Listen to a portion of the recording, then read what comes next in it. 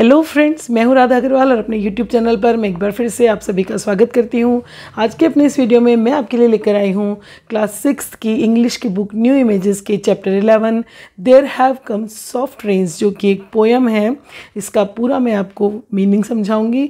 न सिर्फ word to word और लाइन टू लाइन मीनिंग है, बल्कि इस पोएम के पीछे क्या कहना चाहते हैं, किन परिस्थितियों में लिखी गई है, पूरा मैं आपको समझाऊंगी। तो आइए चलिए जल्दी से वीडियो को स्टार्ट करते हैं।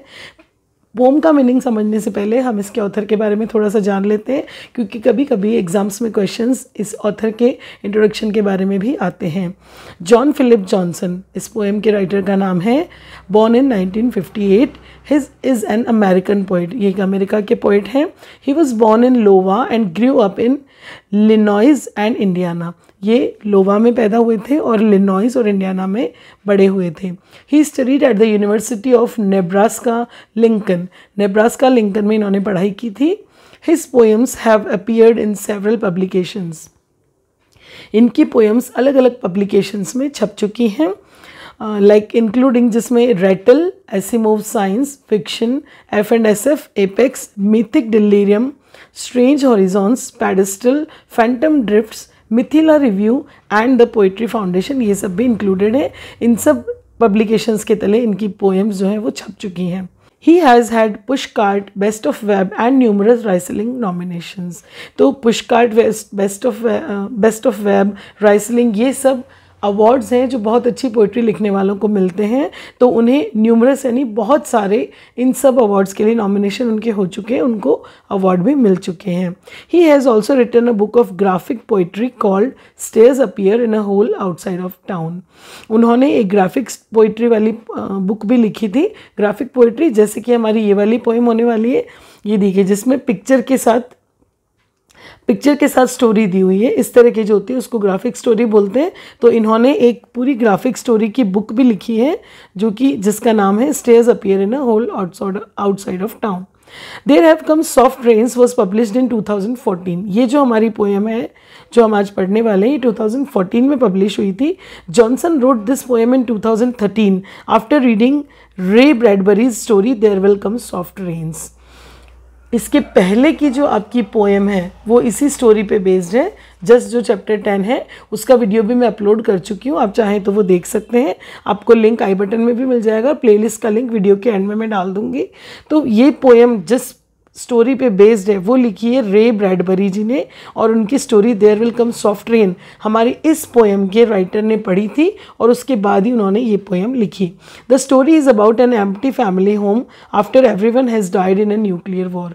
ये जो स्टोरी है एक खाली मकान के बारे में है, एक परिवार के खाली घर के बारे में है, जिसमें कि हर कोई मारा जा चुका है एक न्यूक्लियर वॉर में। नए ज़माने का जो एक युद्ध है न्यूक्लियर बम वाला, उसमें वो लोग मारे जा चुके हैं। It made him think of his own childhood during the cold war when fears of nuclear warfare were at their height.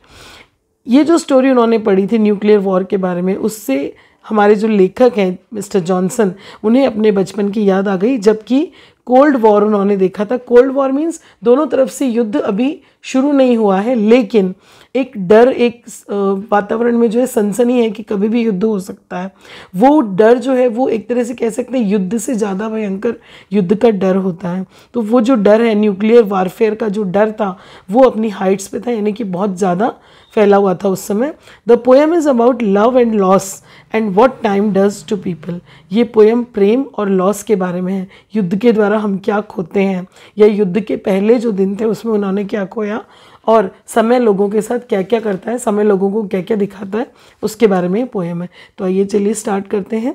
In kindergarten during the cold war. Kindergarten जो हम केजी को जो कहते हैं, केजी का फुल फॉर्म, तो एक KG school का एक रूम बताया गया है ड्यूरिंग द कोल्ड वॉर। जब कोल्ड वॉर चल रहा था, जैसा कि मैंने कहा कि युद्ध नहीं हो रहा है लेकिन कभी भी अटैक हो सकता है, ऐसी वाली स्थिति है। तो यहाँ पर एक स्कूल का दिखाया गया है जहाँ पर अचानक से प्लेन वगैरह आ जाते हैं, कर जाते हैं, उनका डर है केवल, लेकिन बच्चे फिर भी अपनी मस्ती में हैं।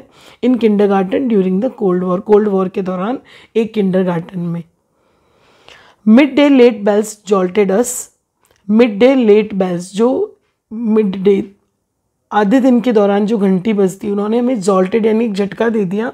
क्यों दिया झटका? क्योंकि अचानक से बज गई और फिर वो एक अलार्म था वो बेल इसलिए बजती है क्योंकि बम धमाके का अलार्म है। बम धमाके नहीं है, लेकिन एक मॉक ड्रिल हो रही है यहाँ पर, बम मॉक ड्रिल, यानी कि एक प्रैक्टिस हो रही है कि अगर बम धमाके होते हैं तो आपको क्या करना है।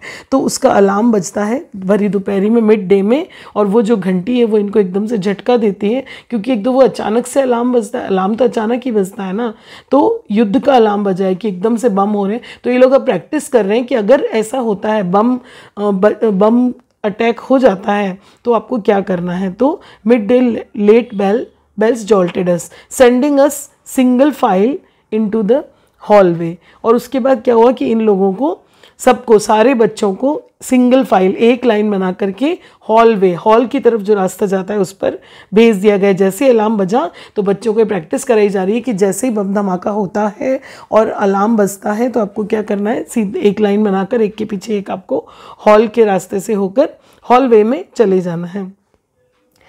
Where we sat pressing our heads between our knees waiting, जहाँ पर उन्हें कैसे बैठना, देखिए फोटो में जैसे बच्चे दिख रहे हैं, अपने दोनों हाथों को सिर के पीछे लगाकर अपने घुटनों के बीच में अपना सिर देकर नीचे झुककर बैठ जाना है और इंतज़ार करते रहना है। इंतज़ार कि कब ये बम धमाके बंद होंगे, कब ये युद्ध ख़त्म होगा। इस तरह से उन्हें प्रैक्टिस कराई जा रही है कि अगर बम गिरते हैं या बमों से हमला होता है तो आपको किस तरह से अपने आप को बचाना है। During one of the bomb drills, ये जो प्रैक्टिस है इसे बॉम्ब ड्रिल कहते हैं। तो इस तरह की एक बॉम्ब ड्रिल्स, इस प्रैक्टिस के दौरान एनेट वॉज स्टैंडिंग, एक लड़की देखिए जो आपको फोटो में बीच में दिखाई दे रही है, इस लड़की का नाम एनेट है, वो वहाँ पर खड़ी थी। My mother said I would talk on and on about her, about how pretty she was. मेरी माँ ने मुझे कहा कि मैं उसके बारे में बोले ही जा रहा था कि वो कितनी प्यारी है। I still remember her that day, curly hair and pretty dress. मुझे आज भी उस दिन की वो उसका चेहरा याद है, उसके घुंघराले बाल थे और उसकी काफ़ी अच्छी सुंदर सी उसने ड्रेस पहनी हुई थी। Looking perturbed the way little children do, और वो बहुत ही व्याकुल दिख रही थी, बहुत ही बेचैन दिख रही थी, डरी हुई, सहमी हुई सी, बेचैन सी दिख रही थी, जैसे कि छोटे बच्चे दिखते हैं। क्यों थी वो बेचैन? क्योंकि वो उस बम धमाके का जो माहौल था उसको देखकर डरी हुई थी। वो देख रही थी कि बच्चे कैसे जा रहे हैं और ऐसे नीचे सिर देख के बैठ रहे हैं, तो उस सब से वो डरी हुई थी। Why Annette, there is nothing to be upset about. तो ये जो लेखक है एनेट को क्या कह रहे हैं, क्यों एनेट भाई तुम इतनी बेचैन क्यों हो, there is nothing to be upset about, ऐसा कुछ भी नहीं है जिसके लिए परेशान हुआ जाए। The bombs won't get us, bombs हम तक नहीं पहुंच पाएंगे। I have seen what's to come, मैंने देखा है क्या होने वाला है, मैं जानता हूँ क्या होने वाला है। वो ऐसा इसलिए कह रहे हैं क्योंकि वो ये प्रैक्टिस बहुत बार कर चुके हैं, तो उन्हें लगता है कि क्यों परेशान हो तुम, मुझे तो पता है कि कुछ भी नहीं होगा, तुम क्यों परेशान हो रही हो, मैंने देखा है क्या होने वाला है। क्योंकि रोज़ ऐसा ही होता है, वो प्रैक्टिस करते हैं और फिर से नॉर्मल अपनी लाइफ जी रहे हैं। It is the days the steady, ये दिन है जो कि निरंतर चल रहे हैं, स्टीडी यानी स्थिर हैं एक तरह से, ऐसा लगता ही नहीं है कि दिन निकल भी रहे हैं, आज भी वही दिन चल रहे हैं। रोज़ ऐसा होता है, रोज़ वो लोग खाते हैं, पीते हैं, सोते हैं, पढ़ते हैं, खेलते हैं, और रोज़ मॉक ड्रिल होता है, रोज़ उन्हें बम का इंतज़ार है कि कब ये युद्ध हो जाएगा, कब क्या हो जाएगा। They are afraid of that, वो डरे हुए हैं। इट इज़ द डेज, ये ऐसे ही दिन है, द स्टीडी यानी नियमित रूप से ऐसे ही दिन है, स्थिर है, ऐसे लगता है रोज़ एक जैसा दिन जा रहा है। Pounding of days like gentle rain, और दिन ऐसे तेज़ी से जा रहे हैं जैसे कि जेंटल रेन, हल्की बारिश कब होती है और कब चली जाती है पता ही नहीं चलता है ना, वैसे ही दिन जा रहे हैं। देखिए अगर आपने ध्यान दिया हो तो स्टोरी की स्टार्टिंग में ये जो लाइन बनी हुई थी और बच्चे हॉल की तरफ जा रहे थे, अब ये सब ओल्ड एज लोगों में परिवर्तित हो चुके हैं, ये सब बूढ़े हो चुके हैं, यानी कि बम के इंतज़ार में इनका बचपन से बुढ़ापा आ गया। ये इतने सारे दिन, नियमित दिन जो कहा स्टीडी, एक जैसे दिन है, ये एक जैसे जा रहे हैं, इसीलिए कहा है क्योंकि बचपन से इनका बुढ़ापा आ गया और जैसे जेंटल रेन चलती जाती है ऐसे ये दिन तेज़ी से निकल गए, इन्हें पता ही नहीं चला कि कब ये बड़े हुए, कब बूढ़े हो गए, और केवल युद्ध के डर से ही इनका पूरा जीवन निकल गया। That will be our undoing, और इस तरह से ही हमारा सर्वनाश भी हो जाएगा। यानी एक दिन जिस तरह से हम दुनिया में आए और इस तरह से जिए, कुछ नहीं देखा इन्होंने, ना बाहर मतलब कहीं घूमना फिरना, एक नॉर्मल ज़िंदगी जीना, कुछ नहीं, पूरा जीवन इनका इस डर के साए में ही निकल गया, और इसी तरह से एक दिन हमारा सर्वनाश हो जाएगा, ये कह रहे हैं लेखक। तो इसमें युद्ध का इफ़ेक्ट बताया गया है, न सिर्फ युद्ध बल्कि युद्ध से पहले का ही इफ़ेक्ट। युद्ध अपने साथ कितनी सारी बर्बादी लाता है, अभी तो हुआ भी नहीं है, उससे पहले इस तरह की मॉक ड्रिल्स, डर, वो जो सब वातावरण में डर फैला हुआ है, उसकी वजह से इन लोगों का पूरा जीवन खतरे और डर के साए में निकल गया।